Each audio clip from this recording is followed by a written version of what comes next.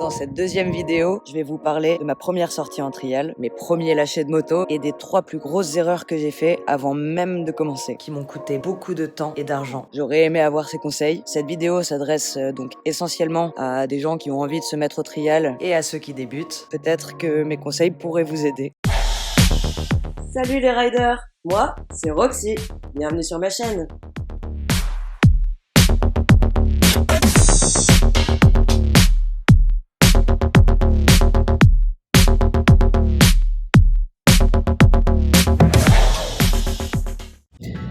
Première sortie trial. Surexcité, un peu stressé.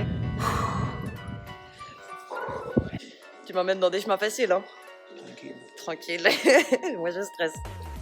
Et nous voilà partis, mes premiers pas en trial. J'avoue, je ne me sens pas du tout, mais alors pas du tout à l'aise. Mais sérieux, c'est quoi cette moto sans selle? Et pourquoi on peut pas s'asseoir? Ce sélecteur de vitesse à 30 cm du cale-pied. Merci à Papy qui me guide. Normalement, on part pour une sortie tranquille. Stop. Ma première erreur, c'est d'avoir pensé que le trial, c'était pour faire de la randonnée. Non. Stop. Le trial, c'est quoi? Le trial, c'est du franchissement. C'est du franchissement. Donc on travaille sur des zones, comme ici. J'ai commencé le trial comment? En faisant de la randonnée. Ces motos, elles sont pas du tout faites pour ça. Déjà, le réservoir est pas adapté. Par expérience, la deuxième moto m'a coûté plus de 1660 €. J'ai fait un piston, un cylindre, un embrayage. J'ai arraché le cap des gaz. J'ai collé plusieurs fois les freins et plusieurs fois mon système de ventilation en 2 mois. Stop. Si t'as envie de faire de la randonnée, fais de l'enduro. Salut, tu fais quoi là? Bah je fais du trial. Ah non, je pense que t'as pas la moto appropriée. Et en plus, t'as pas la tenue appropriée pour faire du trial. Donc tu vas poser ça. Là, t'as la bonne moto.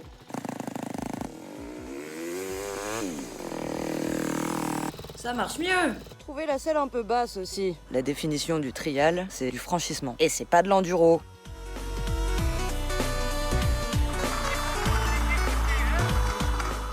À ce moment-là, Papy me dit un petit peu plus de difficulté. Je pensais que c'était cette montée. Mais pas du tout. Je galère. Passer les vitesses, c'est une chose. Mais gérer les gaz et l'embrayage, c'en est une autre. À chaque passage de vitesse, je me fais embarquer par la puissance de cette moto. Et le pire, c'est maintenant. Première racine. Et premier lâcher de moto. Wouhou! Deuxième tentative. Et j'apprends la moto à voler. Oui! Et ben, faut aller la chercher maintenant. Quelle galère! Je crois que c'est maintenant que je peux vous parler de ma deuxième erreur. C'était peut-être pas la meilleure idée de commencer sur un 280.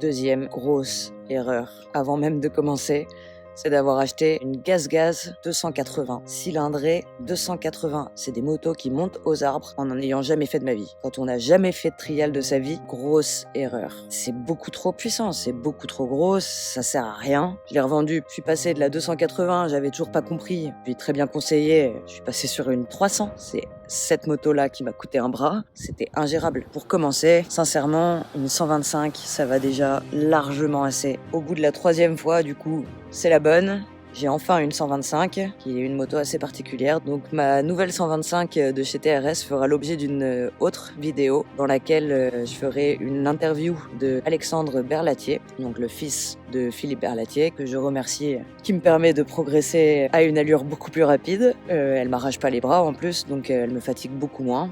C'est sûr, je vais plus aller faire de la randonnée avec. Mais comme c'est pas le but...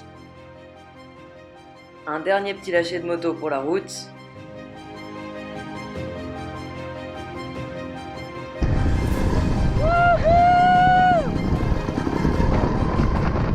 Bon, au début, c'est vraiment pas évident. Et c'est pour cela que je veux vous parler de ma 3e erreur, qui m'a fait perdre des mois dans la progression. Ma troisième erreur, c'est d'avoir été très mal conseillé. J'ai pris pour coach quelqu'un qui m'a fait croire que le trial c'était la randonnée, qui m'a conseillé d'acheter une 280 pour commencer, ensuite qui m'a conseillé de racheter cette 300. Je suis de Charente-Maritime, donc les motoclubs existent sûrement par chez moi, mais c'est pas le sport régional, disons. C'est pour ça que je faisais du surf. Je vous conseille vivement, si vous vous mettez demain au trial ou que vous avez envie de vous y mettre, d'aller vous renseigner auprès d'un motoclub près de chez vous. Le milieu du trial, c'est un milieu qui est quand même assez petit, famille, avec que des passionnés. Dans le motoclub où je suis, le motoclub des Oliviers, qui fera l'objet d'une autre vidéo également, on roule tous les dimanches. Il y a toujours au moins 4-5 personnes qui s'occupent de moi, me tracer des zones, de m'expliquer comment ça marche, qui me conseillent sur les motos. C'est des passionnés qui ont envie de transmettre. C'est un milieu où il y a beaucoup d'anciens aussi, donc c'est très intéressant d'entendre leurs histoires, puis l'histoire du trial, de la moto, d'où ça vient, et surtout pour progresser. C'est là où vous serez le mieux conseillé, le mieux accompagné, que vous pourrez rouler en toute sécurité. Voilà pour mes 3 premières grosses erreurs que je vous souhaite d'éviter, car ces erreurs m'ont coûté de l'argent et m'ont fait perdre du temps. Pour récapituler donc cette vidéo, 1. Les motos de trial ne sont pas conçues pour rouler 40 km par jour en 3e, 4e ou 5e. 2. Choisissez bien votre moto et surtout sa cylindrée. 3. Soyez bien accompagné. Encore merci à Papy, c'était vraiment une super journée. J'espère que cette vidéo elle t'a plu. N'hésite pas à partager, à liker, à mettre un commentaire auquel je répondrai. Et à très vite dans ma prochaine vidéo.